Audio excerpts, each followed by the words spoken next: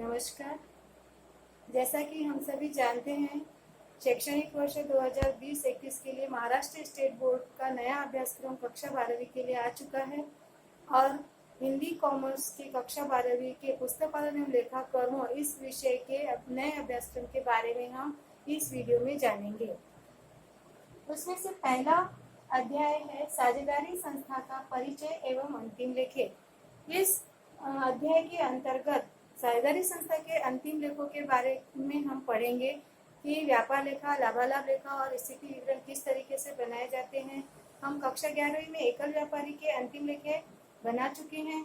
उसमें हमने व्यापार लेखा, लाभालाभ लेखा और स्थिति विवरण बनाया था। उसी के आधार पर हम यह जो अध्याय है साझेदारी संस्था का परिचय एवं अंतिम लेखे, इसमें अंतिम लेखे तैयार करना सीखेंगे।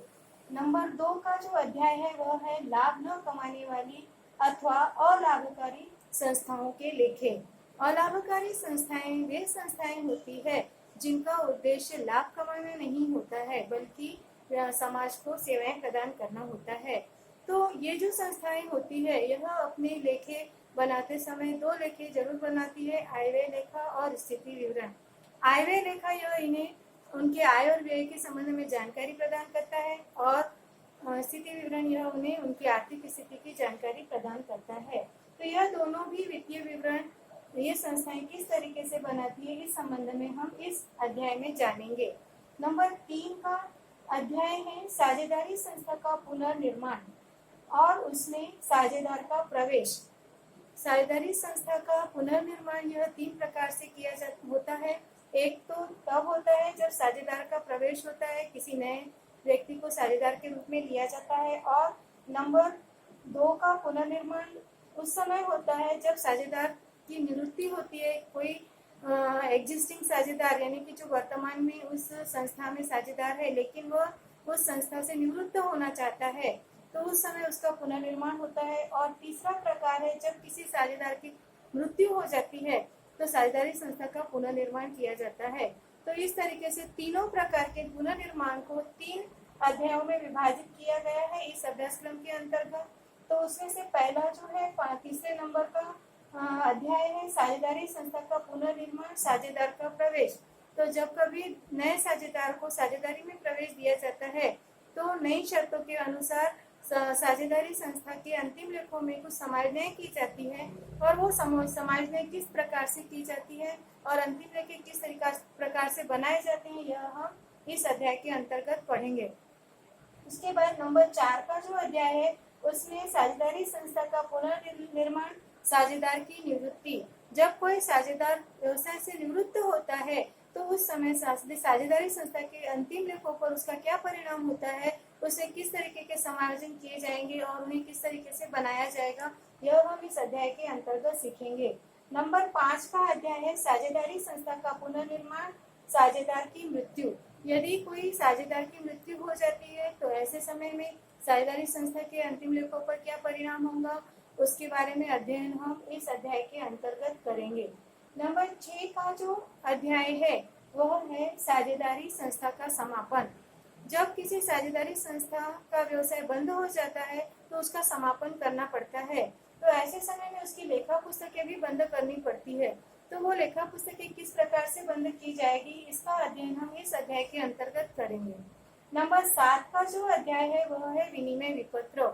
विनिमय विपत्र वे विपत्र होते हैं जिसमें क्रेता विक्रेता को यह आश्वासन या वचन देता है कि एक विशिष्ट अवधि समाप्त होने के बाद वह उसमें उल्लेखित राशि का भुगतान कर देगा।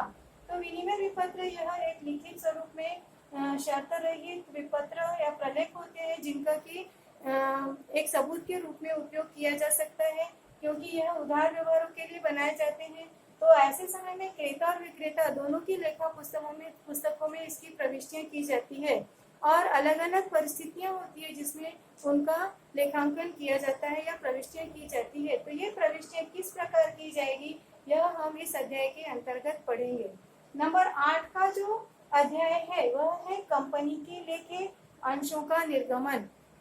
जैसा कि आप सभी जानते हैं कि कंपनी की पूंजी जो होती है वह अंशों के द्वारा निर्मित होती है अंशों के द्वारा बनी होती है। इसके लिए कंपनी को सार्वजनिक जनता को अंशों का निर्गमन करना पड़ता है और उसके द्वारा समय समय पर जो राशियां कंपनी के द्वारा मंगाई जाती है उसका लेखांकन कंपनी को करना पड़ता है। तो उस समय किस प्रकार से प्रविष्टियां की जाएंगी, इसका अध्ययन हम कंपनी के लेखे और अंशों का निर्गमन इस अध्याय के अंतर्गत हम पढ़ेंगे। नंबर 9 का जो अध्याय है वह है वित्तीय विवरणों का विश्लेषण। वित्तीय विवरण 3 प्रकार के होते हैं, व्यापार लेखा, लाभालाभ लेखा और स्थिति विवरण। वित्तीय विवरण जो होते हैं इनका विश्लेषण करना आवश्यक होता है ताकि हमें अलग अलग प्रकार की जानकारी प्राप्त हो। हमने वित्तीय विवरण तो बना लिए लेकिन उसके आधार पर हम निर्णय किस प्रकार से लेंगे, इसकी कुछ तकनीकें होती है।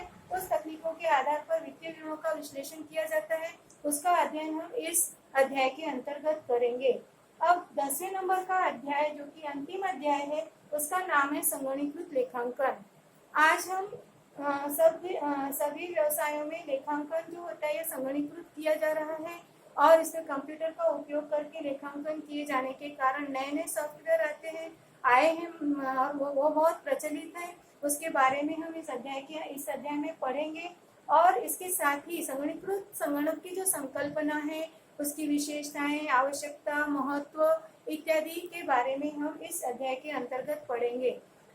इस अध्याय में हम टैली नामक एक लेखांकन का सॉफ्टवेयर है जिसके बारे में भी हम इस अध्याय के अंतर्गत पढ़ेंगे।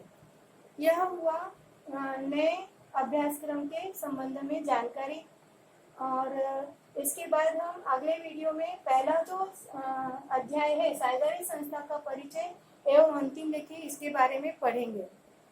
धन्यवाद।